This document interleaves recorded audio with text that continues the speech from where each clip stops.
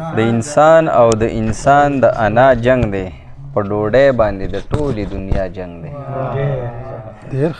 او په ګرجو کې فیصلې د دنیا وشوې په ګرجو کې فیصلې د دنیا وشوې په جماعت کې د ایمان پر رڼا جنگ دی په ګرجو کې فیصلې د دنیا وشوې په جماعت کې د ایمان پر رڼا جنگ دی د محمد سعید صاحب شعرونو باندې ګایل بنیری صاحب ته بلنه ده چې خپل کلام وړاندې کړي. مننه ډېره مننه. بسم الله الرحمن الرحیم.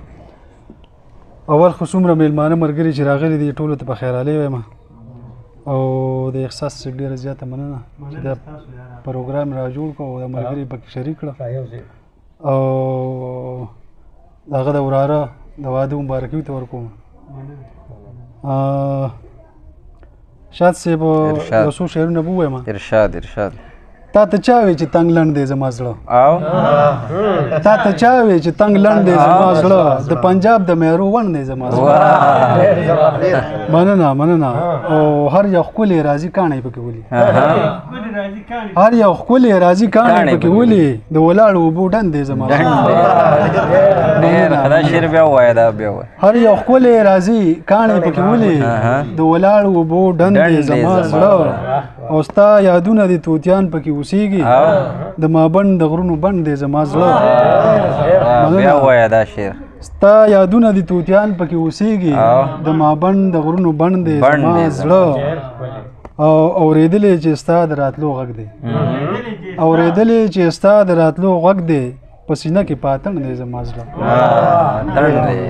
ډېر ښه ګایل صاحب ډېر ښه. مننه ډېره مننه.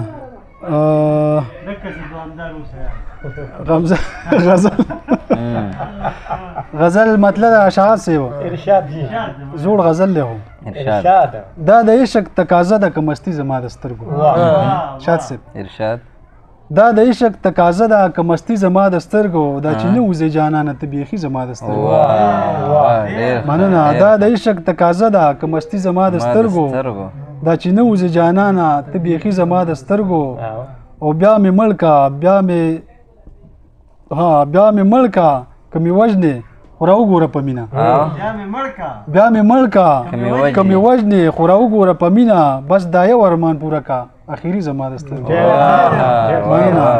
ډېر ښه. بیا مې مړکا که مې وژنې خو راوګوره په مینه بس دا یو ارمان پوره کا اخیری زما د سترګو او چې نمانځلې مو یو ځای و بل مې هغسې ونه لید. حراس صاحب چې نمانځلې مو یو ځای و بل مې هغسې ونه لید ګنې څومره بلا تیر شو په سرلي زما د سترګو. مننه ډېره مننه. چې نمانځلې مو یو ځای و بل مې هغسې ونه لید ګنې څومره بلا تیر شو په سرلي زما د سترګو او راشه غاړه راکړه غاړه واخله راشه شهاب صاحب راشه غاړه راکړه غاړه واخله راشه په تصویر دی نور نشي تسلی زما د سترګو.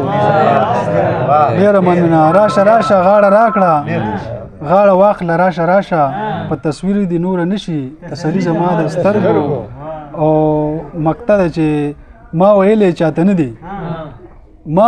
چاته نه دي د ګایل زړه د دردونو دا خو اوښکې دي نادانې چې راځي زما د سترګو.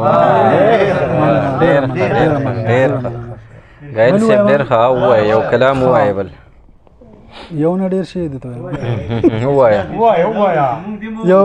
یو زوړ شی دی ټول اورېدلی موږ نه دی اورېدلی هغه درته وایم. ووایه ما په غزلو کې نوی غزل دی. ارشاد.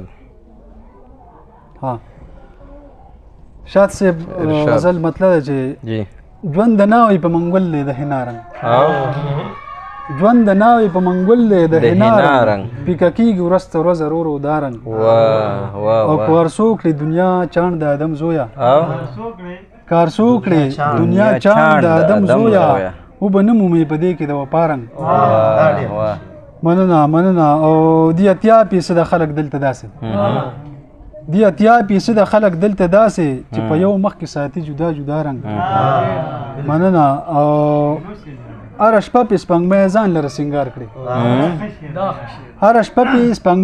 لره سینګار کړي هر شپه وړي د رخسار دی په غلا رنګ مننه هر شپه په سپنګمې ځان لره سنگار کړي هر شپه وړي د رخسار دی په غلا رنګ او زما لا د مینې جام په مور ګوړي زما لا د مینې جام په مور ګوړي د حیا نه چې تک زړو تختستارنګ مننه ډېره مننه او ما د مینې د الزام په کان ولي ما د مینې د الزام په کان ولي سپرلین ولي په ګلونو د ښکلا رنګ ډېر او اکثر راشي راته وایي ګایل څه شو اکثر راشي راته وایي ګایل څه شو غمې داسې اړولې دی زما رنګ او یو غزل ته بل وایم مننه